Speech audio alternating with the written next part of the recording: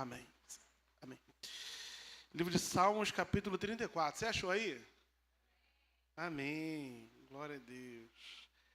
Assim diz a palavra do Senhor. Preste atenção. Bendirei ao Senhor em todo tempo. O seu louvor estará sempre nos meus lábios. Gloriar-se-á no Senhor a minha alma. Os humildes o ouvirão e se alegrarão. Engrandecei o Senhor comigo a todos. A uma lhe exaltemos o nome. Busquei o Senhor e ele me acolheu e livrou-me de todos os meus temores. Contemplai-o e sereis iluminados. E o vosso rosto jamais sofrerá vexame. Clamou esse aflito. E o Senhor o ouviu e livrou de todas as suas tribulações. O anjo do Senhor acampa-se ao redor do que o teme e os livra. Versículo 8. Provai e vede que o Senhor é bom e bem-aventurado o homem que nele se refugia. Aleluia. Hoje nós apresentamos uma criança aqui, eu já comentei isso com os irmãos. É uma das sensações mais maravilhosas que pode-se ter uma relação com os nossos filhos, na sua primeira infância, a alegria que esses filhos têm de nos encontrar, de nos ver. Quando nós chegamos em casa e muitas vezes com nossas mãos vazias, né? Os nossos filhos ficam deslumbrados. Lá na casa que eu morava quando as minhas filhas eram pequenas, o meu portão fazia muito barulho quando eu chegava. E quando eu balançava o portão, e eu ouvia barulhos lá. O sono se dissipava. Olha, era uma coisa, podia ser 11 horas, meia-noite, 1h. E à medida que elas iam conseguindo falar, elas gritavam: "Mãe, meu pai chegou!" E ali havia uma grande alegria, a gente ia começar nossas brincadeiras, o nosso relacionamento. Até hoje as crianças lá em casa dormem tarde, porque era necessário um tempo de estudo. E essa situação é muito análoga, irmãos, à alegria que o nosso Pai Celestial deseja encontrar no nosso olhar. Na nossa vida nós passamos por muitas coisas que tiram o brilho do nosso olhar, que tiram a alegria do nosso coração. Não só de viver o nosso cotidiano, mas muitas vezes até a alegria de contemplar a presença do Senhor, ela se esvazia. Nós todos reconhecemos, Deus é bom, nós reconhecemos que é maravilhoso estar na sua presença, mas por algumas razões, por algumas coisas que acontecem, muitas vezes, mesmo estando diante desse Deus, os nossos olhos não brilham, o nosso rosto não é iluminado e o nosso coração não se aquece. Quando nós olhamos esse texto, ele nos ensina bastante. É um salmo descrito por Davi. No seu título, não sei como está na sua versão, mas está: provai que o Senhor é bom, e aí tem a descrição do que estava acontecendo. Salmo de Davi quando se fingiu de louco na presença de Abimeleque e por esse motivo se foi. Esse texto foi escrito por Davi em um momento muito específico da sua vida. Davi ainda não havia ocupado o reinado de Israel. Davi já tinha sido ungido na casa do seu pai, mas o rei de Israel era Saul, e Saul perseguia a Davi. E a intenção de Saul era matar Davi. E Davi vivia fugindo da presença de Saul. E a palavra de Deus vai dizer que Saul vai lá na casa de Abimeleque e pega a espada lá que era do próprio Golias, que ele havia matado, e ele está correndo para poder sobreviver. A palavra de Deus vai dizer que ele se esconde dentro de uma caverna, na caverna de Adulão. Um lugar, amados irmãos, é muito bonito. Se você ler 1 Samuel, é onde está descrito isso, capítulo 21, 22, 23 e 24, que Davi se esconde naquela caverna, e era uma caverna que era comumente usada como esconderijo mesmo. Mas não era assim um lugar de passeio. Era um lugar onde pessoas desesperadas iam. Era um lugar onde pessoas endividadas entravam. Era um lugar onde pessoas sem sentido frequentavam. Porque se você ler lá o capítulo 22 de 1 Samuel, vai dizer que muitos desses desesperançados passaram a seguir a Davi. Agora, um homem que tinha uma unção de rei, um chamado de rei, que tinha promessas na sua vida, agora está num lugar de total desprezo, num lugar de total desesperança. Amados, ele está num lugar que não tinha nada a ver com a promessa que Deus tinha feito a ele. Isso é maravilhoso, irmãos, porque nós não ficamos confundidos. O nosso Deus é extremamente fiel nas suas promessas e é fiel àquilo que Ele determinou para a nossa vida. Mas Ele também é fiel no tempo em que é necessário para essas promessas se cumprirem. Era rei, era separado para governo, destinado a uma posição de destaque. Mas era no tempo de Deus que a coroa ia ser colocada na sua cabeça. Às vezes nós estamos alinhados com o que Deus nos prometeu e sofrendo porque não chega. Mas enquanto não chega, o Senhor está nos preparando, está testando o nosso caráter, está aprumando o nosso coração. O que nos marca no coração de Davi é que se você olhar o capítulo 34, apenas no versículo 5, ele não menciona a palavra Senhor. Em todos os versículos ele vai dizer: bendirei ao Senhor, gloriar-se-á no Senhor, engrandecei o Senhor, buscai ao Senhor, clamei ao Senhor, o anjo do Senhor, provai e vede que o Senhor é bom. Existia algo no coração de Davi, amados irmãos, que evidenciava a centralidade do seu desejo, que era estar com o Senhor. E isso era traduzido nas suas palavras, isso era traduzido nas suas atitudes. E o que nós vemos é que esse cara está no meio de uma caverna, numa situação muito desfavorável. Mas o que brota, o que flui, o que transborda do seu coração é aquilo que Deus havia tratado com ele. Eu não sei como está seu coração nessa manhã. Eu não sei que circunstâncias você tem enfrentado. Porque certo é que a vida não está fácil para ninguém. Não está fácil para ninguém. Nós temos problemas familiares, nós temos problemas sociais muito sérios. Nós temos problemas na nossa trajetória de vida, pessoas que acabaram com a nossa história. Nós vivemos problemas no nosso trabalho. Nós enfrentamos problemas financeiros. Só que a vida com Deus não tem a ver com o lugar que a gente está. Não tem a ver com as circunstâncias que a gente enfrenta. A vida com Deus tem a ver com quem Ele é e o que essa presença produz no nosso coração. Porque dentro de uma caverna, ao lado de pessoas desesperançadas, onde talvez muitos de nós, muitos de eu, só poderiam chorar. Aquele homem levanta uma canção ao Senhor. Bendirei ao Senhor em todo tempo, e o seu louvor estará continuamente na minha boca. Sabe o que nós somos, irmãos? Nós somos o que sai de nós no momento da adversidade. No momento da bênção, todo mundo é bom e tem uma boa palavra. No momento da bênção, todo mundo é agradável. Mas quando a vida nos aperta, nós colocamos para fora aquilo que nós cremos. E quando a vida apertou Davi, o que sai dos seus lábios é: mesmo aqui dentro dessa caverna, mesmo perseguido, mesmo assolado, mesmo não conseguindo ver aquilo que o Senhor me prometeu, eu bendirei ao Senhor em todo tempo, e o seu louvor estará continuamente nos meus lábios. A palavra que nós professamos muda tudo, porque nós vivemos aquilo que nós professamos. Se nós professamos uma vida desgraçada, uma vida errante, uma vida escassa, nós vamos viver uma vida errante, escassa e desgraçada. Mas se nós declaramos as características de Deus sobre a nossa vida, viveremos esses projetos na nossa vida. Enquanto há louvor, há perspectiva de bênção. Enquanto há louvor, há crescimento.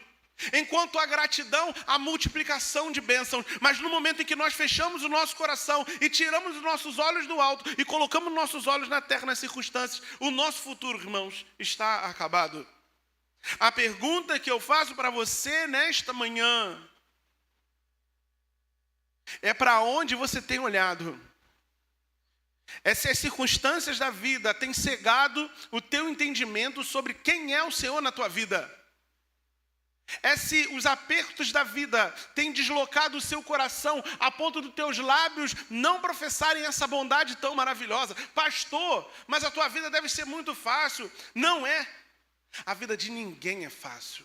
De nenhum pastor, de nenhum líder, de nenhuma mulher, de nenhum homem. Nem a vida das crianças é fácil. Você não sabe o que teu filho vive quando ele sai da porta de casa para ir para a escola. Tu deixa no portão e ai de nós se não for o Senhor protegendo lá dentro.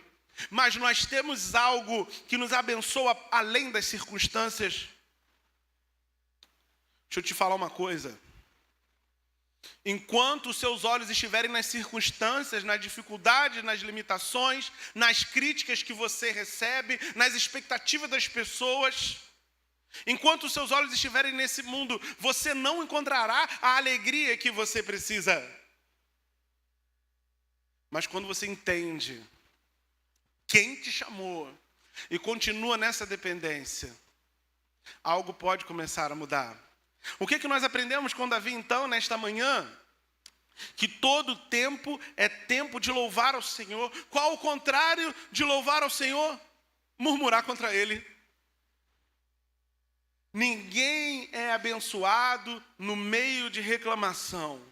Ninguém é abençoado declarando escassez. Ninguém é abençoado, nem abençoado quando para de declarar a glória de Deus. Você pode não estar vivendo agora o melhor dessa terra. Você pode não estar vivendo uma situação favorável. Mas o Deus que está no céu não mudou. E as suas promessas são inabaláveis. E a sua bondade não tem fim. E a sua fidelidade não oscila.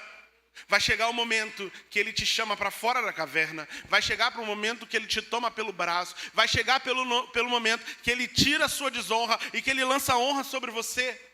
Não é uma teologia, irmãos, da vitória. É a característica de Deus, é a essência de Deus. A palavra de Deus vai dizer que Deus é bom. E pode ser que se ao longo da sua vida nada mudar, Ele vai estar fazendo algo tão poderoso aqui dentro, que você não vai depender das circunstâncias. Você vai ouvir uma voz dos céus e no meio da falta, o seu coração vai celebrar. No meio do adoecimento, o seu coração vai celebrar. No meio das tuas dores, o seu coração vai celebrar. No meio do luto, o seu coração vai celebrar. O salmista diz: bendirei ao Senhor em todo o tempo. Aleluia. Então, retire a reclamação dos seus lábios, retire a murmuração e passe a declarar a bondade de Deus. Você precisa parar de declarar o que você vê e declarar o que você crê. Amém? Pastor, eu sou muito realista. Não é. Às vezes nós somos desanimados. Pastor, eu sou muito sóbrio. Não é sóbrio, nada de sobriedade. Às vezes nós somos pessimistas.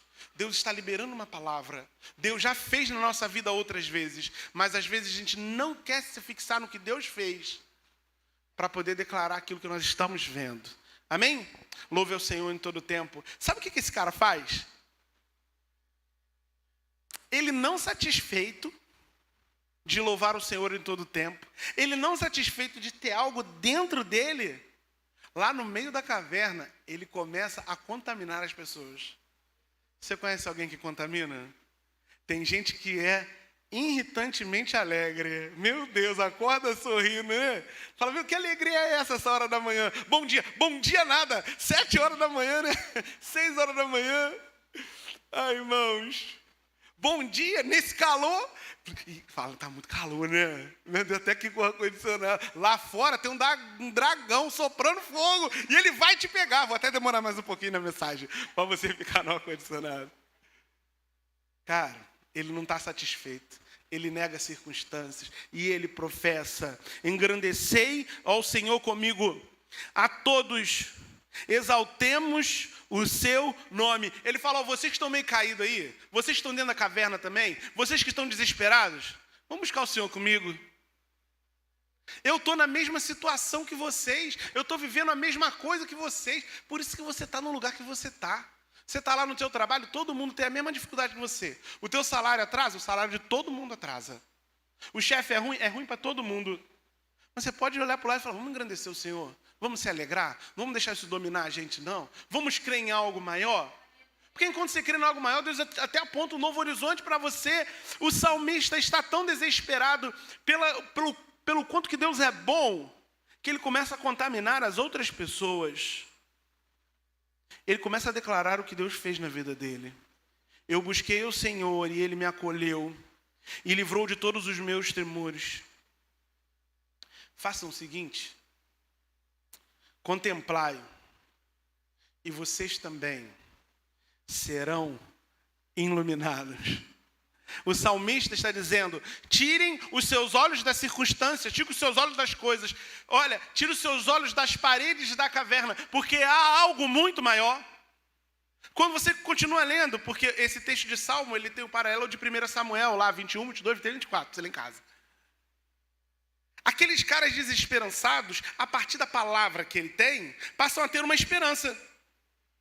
Aqueles caras que estavam à margem, agora eles têm um propósito.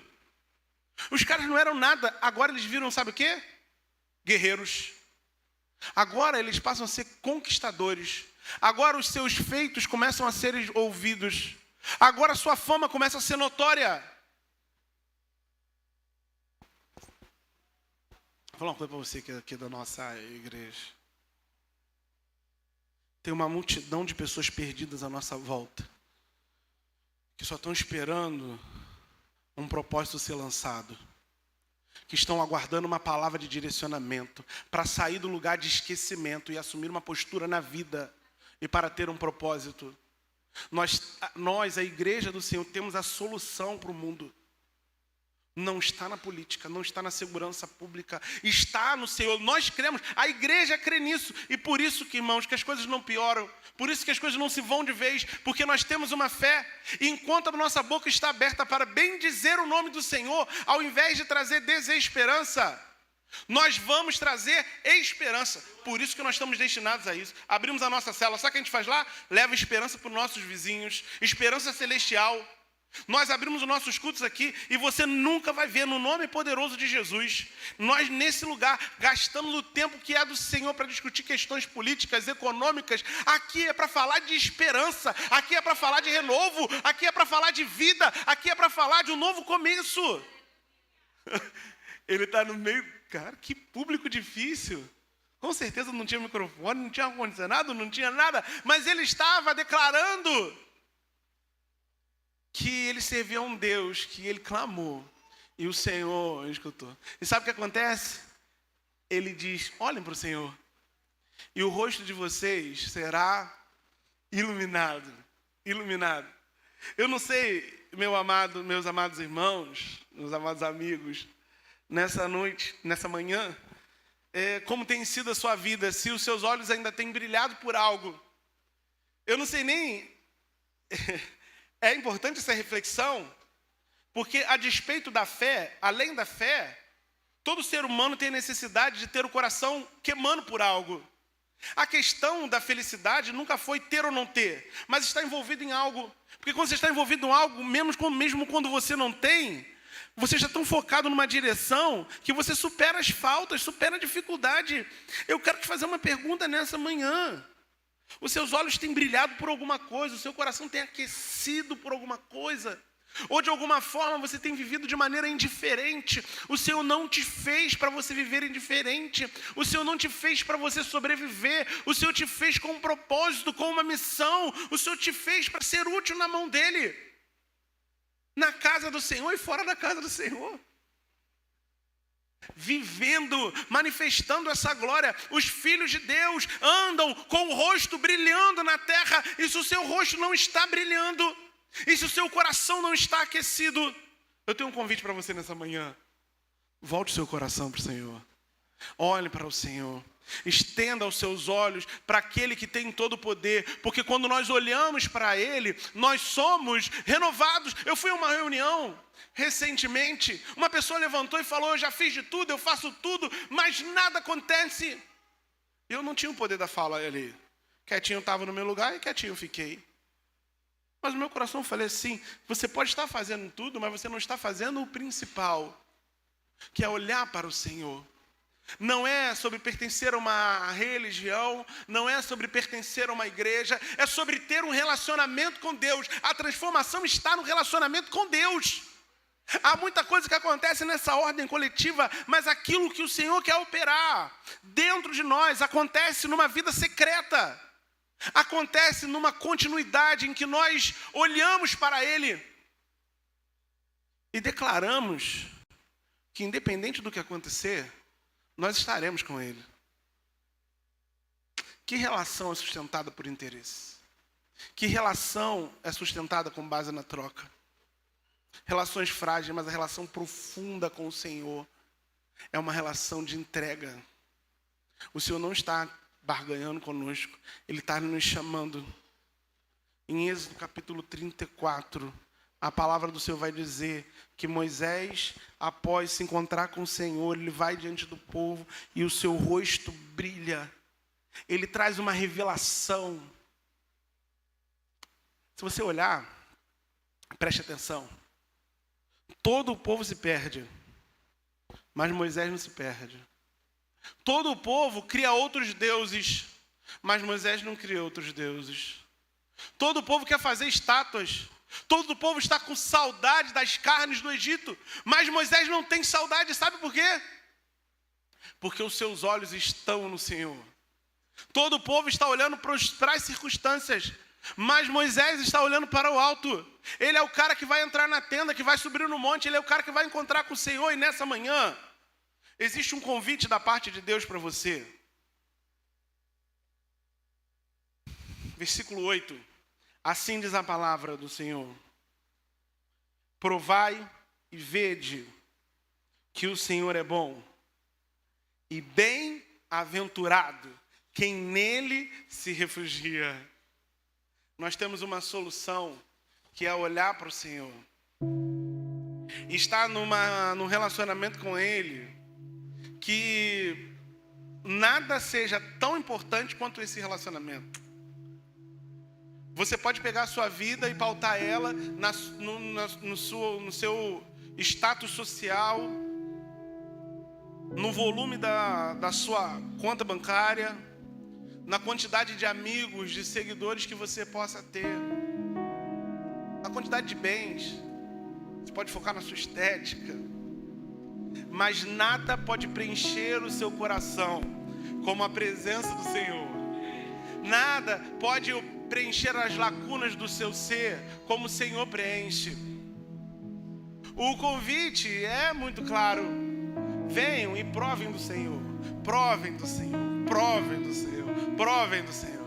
E nessa manhã nós precisamos tomar a decisão de provar do Senhor, porque nós vamos provar e vamos ver o quanto que Ele é doce e quanto que Ele é bom. Porque nós vamos bendizer o seu nome, deixar as reclamações, compartilhar a sua glória e ver como nossos rostos serão iluminados. O Senhor nos chama para um propósito, o Senhor nos chama para uma missão, o Senhor nos chama para estar junto com Ele. Nós vamos louvar o nome do Senhor. Eu convido você a se colocar de pé. E nós vamos, após esse louvor, fazer uma oração. Mas esse é um momento de reflexão, porque toda palavra liberada, a palavra de Deus, ela pressupõe uma escolha em você aceitar essa palavra e responder essa palavra, ou você negar essa palavra e ficar insensível a essa palavra. E o meu convite nesta manhã é para que você aceite essa palavra, para que você veja como ela se aplica na sua vida, como eu posso olhar mais para o Senhor. Vamos louvar o Senhor e daqui a pouco nós vamos estar orando.